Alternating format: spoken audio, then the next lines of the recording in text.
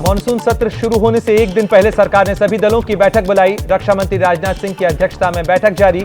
मल्लिकार्जुन खड़गे, संजय राउत, संजय सिंह समेत विपक्ष के कई नेता भी हुए शामिल।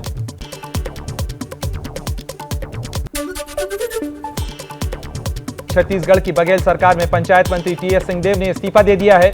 उन्होंने काम न करने देने और विभाग में दखलंदाजी का आरोप लगाते हुए इस्तीफा दिया। शाम 7 बजे छत्तीसगढ़ कांग्रेस के विधायक दल की बैठक बुलाई गई है।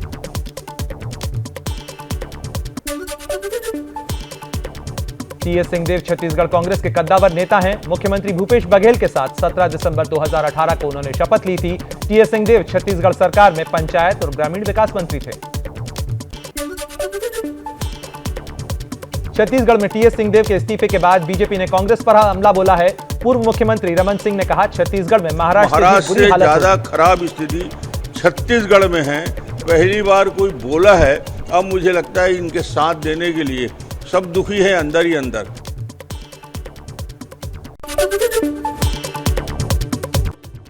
पश्चिम बंगाल के राज्यपाल जगदीप धनखड़ होंगे एनडीए के उपराष्ट्रपति उम्मीदवार। बीजेपी संसदीय बोर्ड की बैठक के बाद जेपी नड्डा ने किया ऐलान। धनखड़ जाट समुदाय से आते हैं और राजस्थान के झुंझुनू के रहने वाले हैं। श्री जगदीप धनखड़ जी को हम उपराष्ट्रपति पद के लिए अपना प्रत्याशी के रूप में घोषित करते हैं। एनडीए के उपराष्ट्रपति पद के प्रत्याशी बनाए जाने के बाद जगदीप धनखड़ के परिवार में खुशी का माहौल। धनखड़ के पैतृक घर झुंझुनू में जश्न। उपराष्ट्रपति पद के उम्मीदवार बनाए जाने के बाद पीएम मोदी ने दी धनखड़ को बधाई। धनखड़ को बताया किसान पुत्र। ट्वीट कर कहा, धनखड़ जी को संविधान का गहरा ज्ञान है। उन्होंने हमेशा किसानों, युवाओं और महिलाओं के लिए काम किया। उपराष्ट्रपति चुनाव के लिए विपक्ष ने संयुक्त उपराष्ट्रपति पद के उम्मीदवार पर चर्चा के लिए आज बैठक बुलाई है। सरकार की सर्वदलीय बैठक के खत्म होने के तुरंत बाद पार्लियामेंट में ही होगी विपक्ष की बैठक। राष्ट्रपति चुनाव के लिए दिल्ली में आज होगी एनडीए की बैठक। कल होने वाले राष्ट्रपति चुनाव के लिए दोपहर 3 बजे बुलाई गई है बैठक। राष्ट्रपति चुनाव में आम आदमी पार्टी विपक्ष के उम्मीदवार यशवंत सिन्हा को समर्थन देगी। दिल्ली में हुई बैठक में लिया गया फैसला। शिवपाल यादव ने अखिलेश यादव को चिट्ठी लिखी। राष्ट्रपति चुनाव में विपक्ष के उम्मीदवार यशवंत सिन्हा को समर्थन देने के फैसले पर फिर से विचार करने की अपील की। कहा, यशवंत सिन्हा ने मुलायम सिंह को आईएसआई का एजेंट कहा था। एनडीए की राष्ट्रपति पद उम्मीदवार द्रौपदी मुर्मू पर तेजस्वी यादव का निशाना। कहा, राष्ट्रपति भवन में मूर्ति नहीं बैठानी है।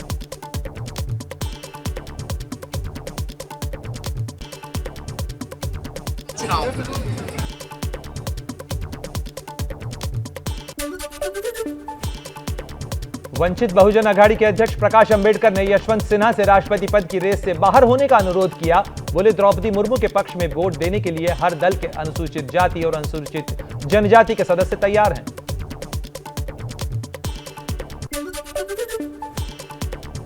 मध्य प्रदेश में 11 नगर निगम चुनाव के आज नतीजे आएंगे। 36 नगर पालिका और 86 नगर परिषद के लिए भी मतगणना जारी।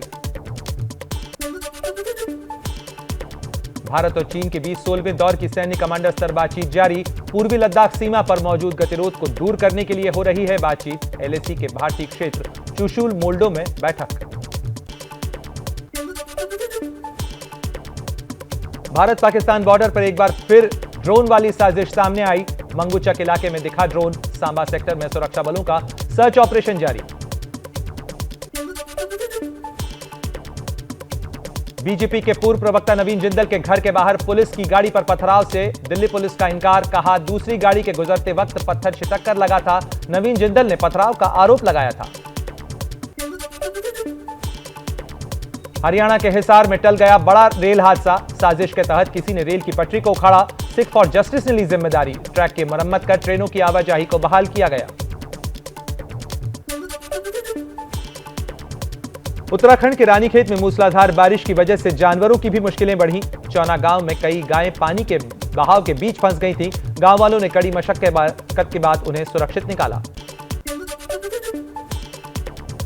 अहमदाबाद में भारी बारिश के बाद मेट्रो पिलर के पास सड़क धंस गई। इससे बीच सड़क में गड्ढा हो गया। सड़क धंसने के बाद आवाजाही को रोक दिया गया। राजस्थान के नागौर में कचरा डिस्पोज के लिए बनाए गए गड्ढे में जमा पानी में डूबकर 4 बच्चों की मौत। खेलने के लिए निकले बच्चों का पैर गलती से गड्ढे में पड़ने से हुआ हादसा। बच्चों के शव पानी में तैरते देख ग्रामीणों ने पुलिस को सूचित किया। राजस्थान के सीकर में तेज बारिश के बाद जल जमाव। शहर का मुख्य मार्ग बना तालाब। वाहनों की आवाजाही में हो रही है भारी दिक्कत। सीकर नवलगढ़ रोड पूरी तरह ठप। निचले इलाके भी जलमग्न हुए। राजस्थान के सीकर में जल भराव से तंग आकर एक शख्स टावर पर चढ़ा। जल भराव की समस्या से निपटने के लिए लिखित आश्वासन मिलने के बाद नीचे उतरा युवक। तमिलनाडु के कोयम्बटूर में भारी बारिश के बाद नदियां उफान पर। तटबंध तोड़कर नदियों का पानी रिहायशी इलाकों में पहुंचा। बाढ़ की भयानक तस्वीर सामने आई है। तेलंगाना के पेडापल्ली में भी भारी बारिश से तबाही। मकानों से पानी निकलने के बाद बर्बादी की तस्वीरें सामने आई। घरों और दुकानों में पानी भरने से हुआ नुकसान। यूपी के गोंडा में बारिश के लिए इंद्र देवता के खिलाफ युवक ने थाने में की शिकायत। गोंडा में बारिश नहीं होने की वजह से किसान धान की रोपाई नहीं कर पा रहे। आज होगी नीट यूजी की परीक्षा। 18 लाख से ज्यादा छात्र इस परीक्षा में होंगे शामिल। दोपहर 2 बजे से शाम 5:20 तक चलेगा पेपर। नीट की ऑफिशियल वेबसाइट पर छात्रों के लिए एडवाइजरी जारी। आईसीएसई बोर्ड की 10वीं परीक्षा के नतीजे आज होंगे घोषित। आज शाम 5 बजे आईसीएसई के ऑफिशियल वेबसाइट और एसएमएस के जरिए नतीजों की घोषणा की जाएगी। बोर्ड के सचिव ने कहा, पहले या दूसरे सेमेस्टर में एब्सेंट रहे छात्रों का रिजल्ट नहीं आएगा। मंकी पॉक्स से बचाव के लिए केरल सरकार ने तेज किया अभियान। केरल की स्वास्थ्य मंत्री वीणा जॉर्ज ने केंद्र की टीम के साथ चर्चा की। केरल में मंकी पॉक्स का पहला मामला आने के बाद केरल सरकार अलर्ट हो गई है। स्थिति से निपटने के लिए 12,000 स्वास्थ्य कर्मियों को ट्रेन किया जा चुका है।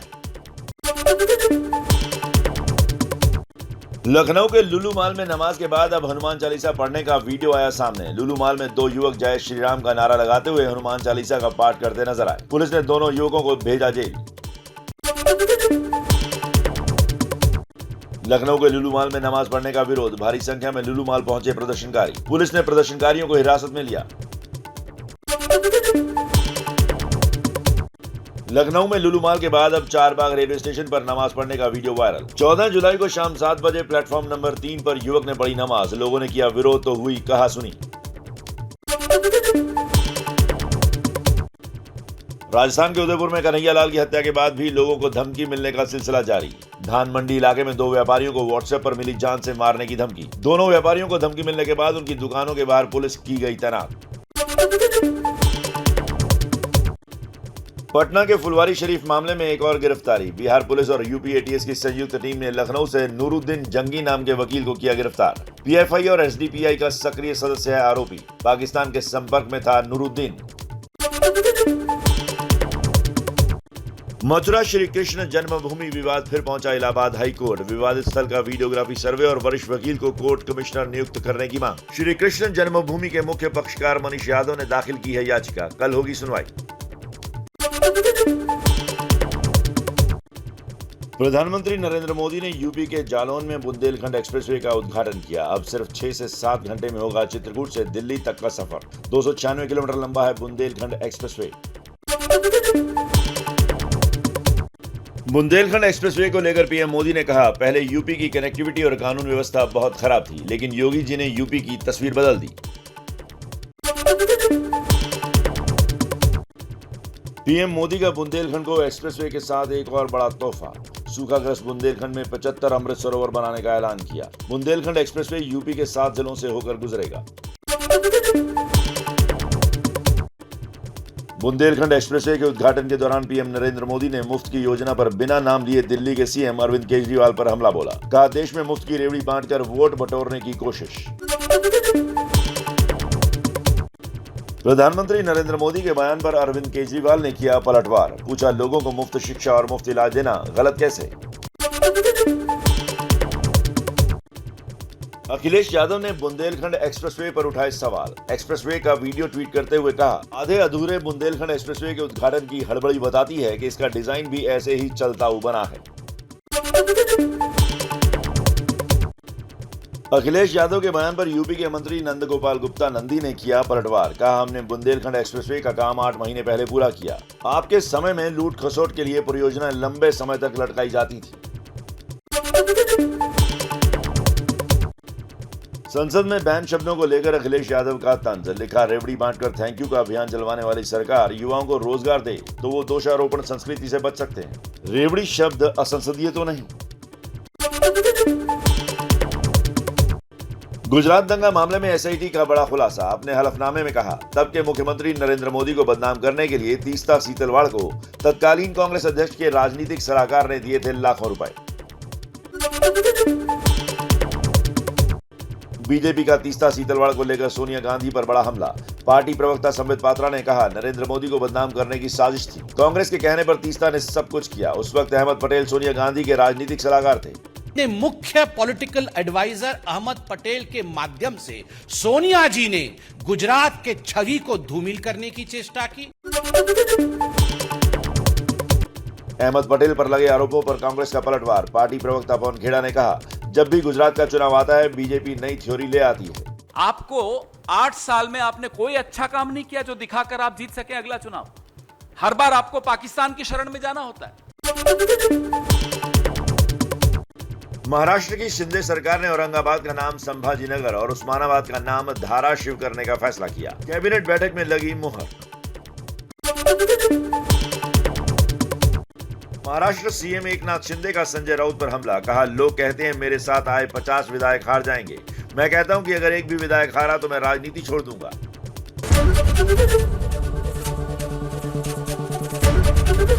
एबीपी न्यूज आपको रखे आगे।